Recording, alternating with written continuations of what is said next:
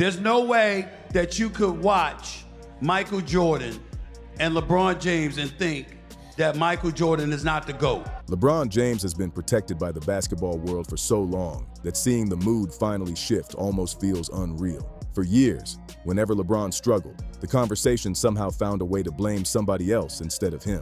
It was the coach, the roster, the front office, the schedule, the matchup, or the classic excuse that he just needed more help around him. And honestly, sometimes those arguments were fair, but now the energy feels different. The excuses are getting stretched thinner, the patience is fading fast, and even media voices that used to defend him nonstop are starting to sound way more doubtful. That is why this whole situation has people talking so much right now. The latest criticism is not about LeBron missing jumpers or having an off-scoring night. This goes deeper than box scores. People are now questioning his defense, his effort, and whether a 41-year-old LeBron James should still get non-stop praise for flashy highlights while avoiding criticism for what happens on the other side of the court. And according to the source, that conversation is getting louder than ever. The Lakers reportedly held a meeting involving J.J. Redick, LeBron, and Luka Doncic after a rough stretch of defensive basketball. That alone says a lot. Redick has already built a reputation for being direct with players, and apparently he wanted more effort and accountability from both stars defensively. That is not a small issue behind the scenes. That tells you exactly where the pressure is building. This is not about whether LeBron can still score buckets. Nobody is denying that. It is not about whether he can still throw down a dunk, hit a huge transition play, or come flying in for a chase down block once in a while. Everybody already knows he can still produce those moments. The real issue is consistency. Is he giving the Lakers enough effort every possession, especially on defense? In your best interest to play all 82. Is that something you thought about at all since you made the goal? Man, that's a goal, but we see. But I don't. It's something I ain't discussing right now. That is where the criticism starts getting uncomfortable, because the source makes one point very clear. The biggest shield around LeBron right now is his age. The defense people use is simple. He's 41. What do you expect from him? That argument gets repeated every time his defense becomes a topic. People say he is older now, not the same athlete, and cannot be expected to play every possession like he did in his late 20s. And on the surface, that sounds completely reasonable. But here is where the debate gets messy. According to the clip, people still praise LeBron like age does not exist whenever he makes explosive plays. The second he throws down a dunk, sprints the floor, or makes a huge athletic play, social media explodes with comments about how unbelievable he still is for his age. People call him the greatest 40-year-old athlete ever. They say his longevity is untouchable. They push his GOAT status even harder every time he has a highlight moment. So now, critics are asking a simple question. If he is still athletic enough to receive massive praise for those moments, why is it suddenly unfair to criticize the defensive breakdowns? That is the center of this whole argument. And honestly, it hits harder than some fans want to admit. It exposes what many people see as a long-running double standard around LeBron.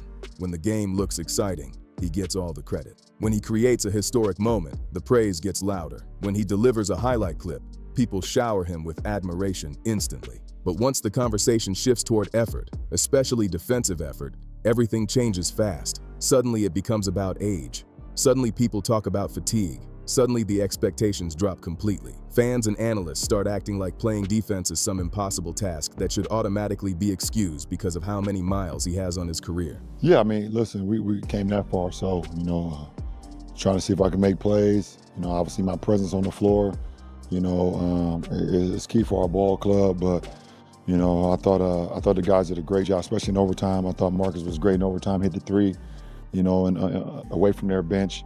I think Rui threw it over the top. He hit the three, he got to the free throw line, made free throws. That is exactly the point the source keeps pushing back against. And honestly, a lot of basketball fans are starting to see it too. Nobody is asking LeBron to turn into a lockdown defender every night. Nobody expects him to guard elite players for an entire game or run around like a player in his prime. Nobody is pretending he can cover every inch of the floor by himself at 41 years old. But there is still a huge difference between being physically limited and looking completely disengaged. There is a difference between conserving energy and appearing checked out during possessions. There is a difference between slowing down because of age and simply not giving full effort at key moments. That distinction matters more than people want to admit. The clip keeps returning to one important idea. LeBron's defensive problems are not being viewed as purely physical anymore. That changes the entire conversation, because if the issue was only about age and physical decline, People would mostly discuss minutes, role adjustments, and natural limitations. The criticism would sound way softer. Instead, the debate is becoming more about focus, accountability, and effort. And once those questions start getting attached to a superstar of LeBron's level, the spotlight becomes impossible to ignore. But the source argues there is still plenty of proof that LeBron can turn it on whenever he wants. He can still sprint back for a huge defensive play. He can still explode to the rim for a powerful dunk. He can still move with flashes of energy that make people forget he is 41 years old. That is why the criticism is getting so intense now. According to the source, the issue is not simply that his body cannot handle the workload anymore. The bigger issue is choice. The clip argues that LeBron is picking and choosing when to give effort, when to sprint, when to lock in, and when to coast through possessions. One moment he is fully engaged, the next moment he is standing still, reacting late, or talking to referees while the Lakers are stuck defending 4-on-5 after a turnover. Fans notice those moments quickly, especially when they happen over and over again. And once people start paying attention to effort, the usual excuses stop working as well. That is why the reported meeting with JJ Redick became such a major talking point. If the coach is bringing LeBron and Luka Doncic into a conversation about defensive accountability, then clearly the concern inside the organization is real. At that point, it is no longer just sports shows debating hot takes. It becomes an issue the coaching staff is actively trying to fix behind closed doors.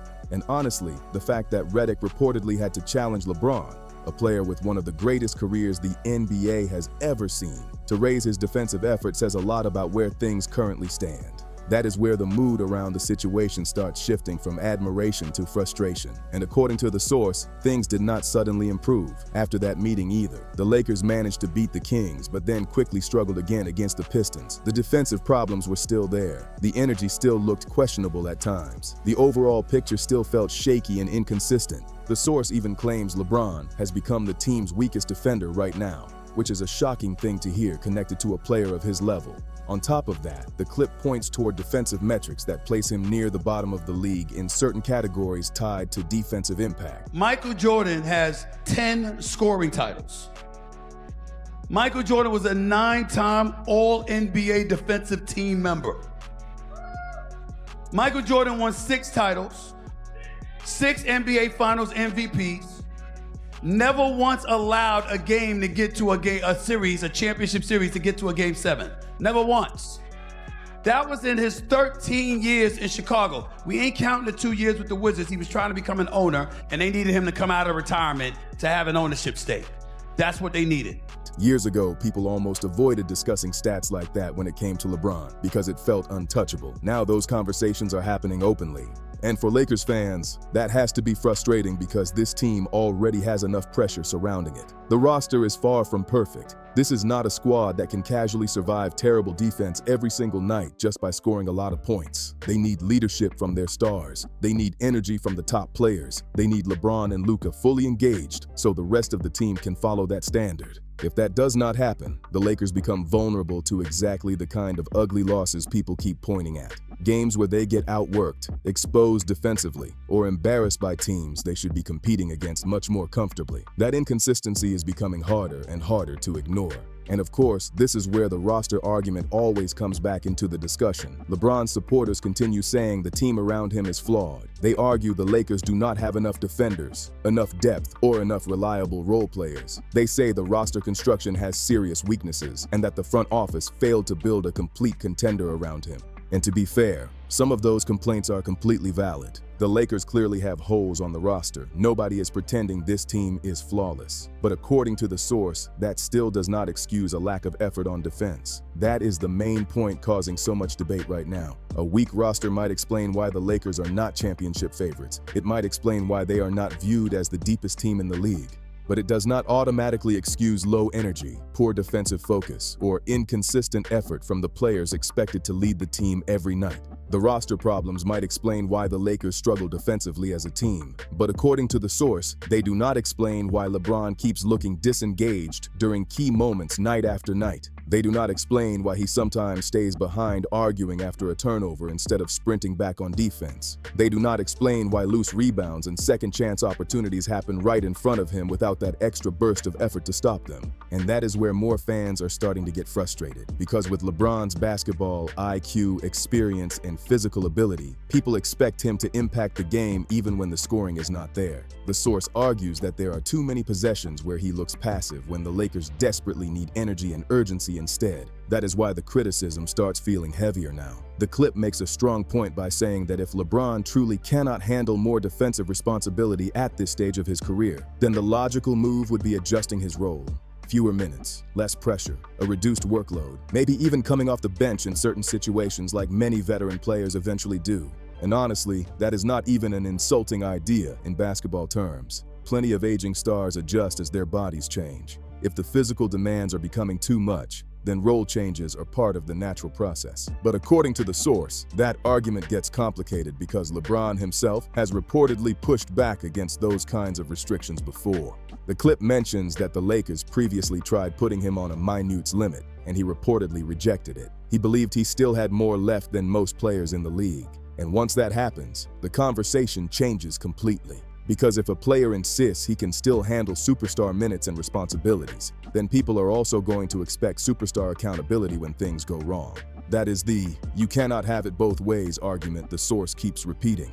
You cannot embrace all the praise that comes with looking dominant and then completely lean on age the second criticism shows up. If people are calling you elite after every highlight play, then they are also going to question the defensive effort when it falls short. That is why some media voices are starting to sound different lately. Not everybody has turned against LeBron.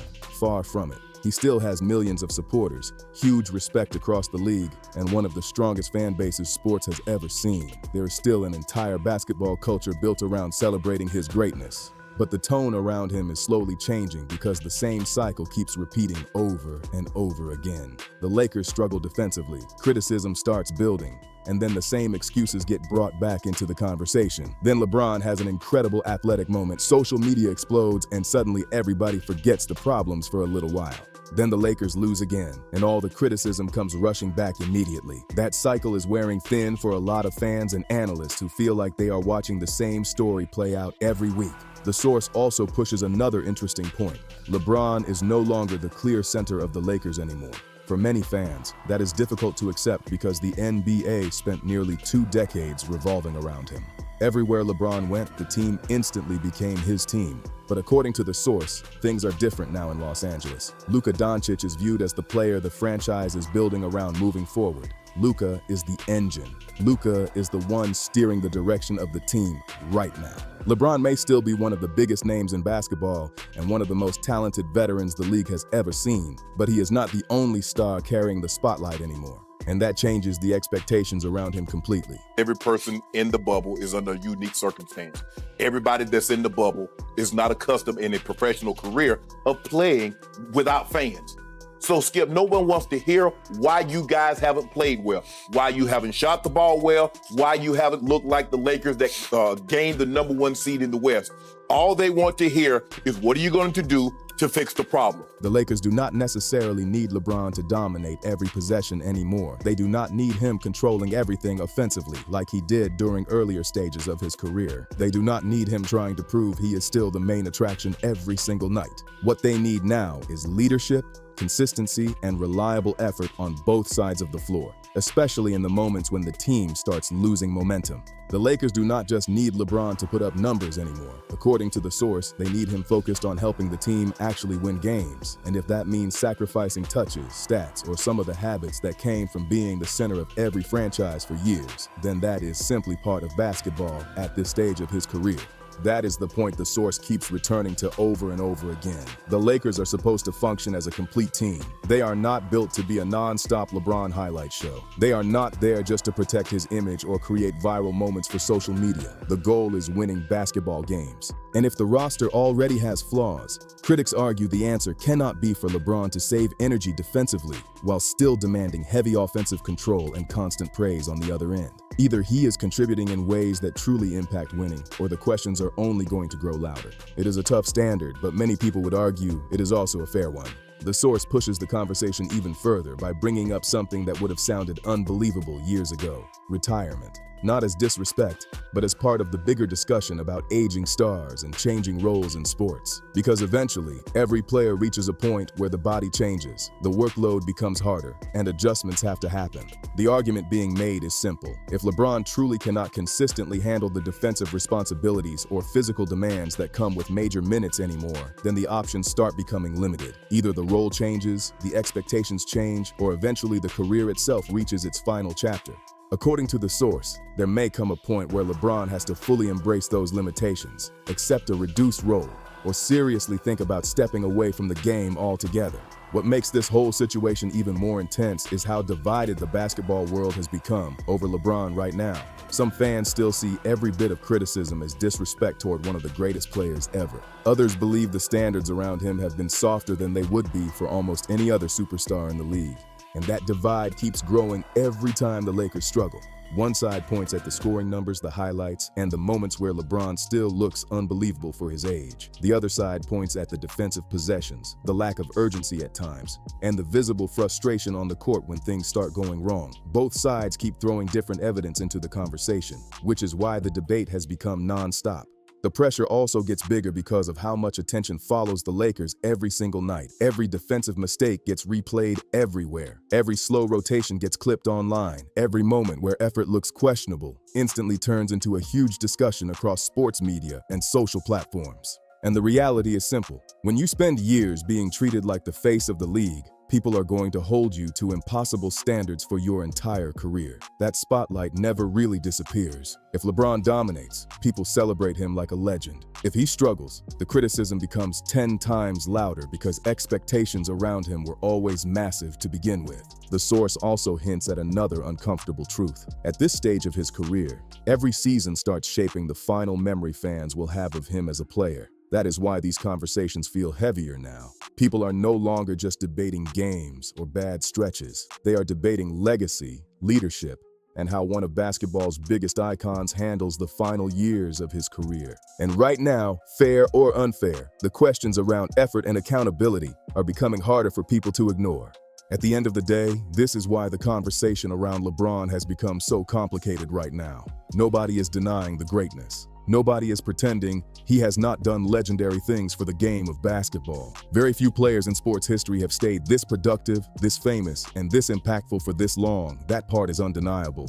But with greatness also comes pressure, expectations, and criticism when things are not working. And according to the source, that is where the frustration around the Lakers keeps building. Fans can accept losses. Fans can accept an aging superstar slowing down over time. What becomes harder to accept is when the energy, focus, and effort start getting questioned on a nightly basis. The Lakers still have talent. They still have star power. They still have enough pieces to make noise when everything clicks. But if the defensive problems continue, and if the leadership on the floor keeps getting challenged, then these conversations are only going to get louder as the season moves forward. And honestly, that is what makes the rest of this story so interesting.